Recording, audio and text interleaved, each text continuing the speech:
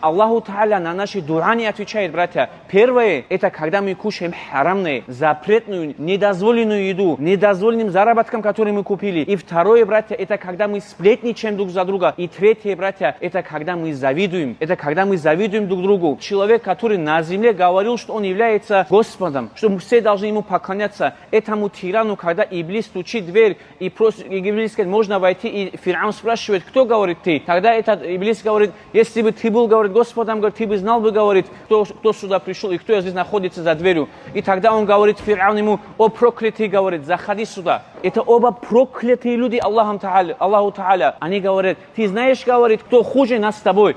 И тогда Иблис отвечает, это завистник, говорит, завистник из уммы посланника Аллаха, саллаллаху алейхи вассаляма, два брата, которые завидуют друг другу, они, говорит, хуже, чем мы, чем Иблис и чем Фир'аун, который Аллаху Та'аля проклял.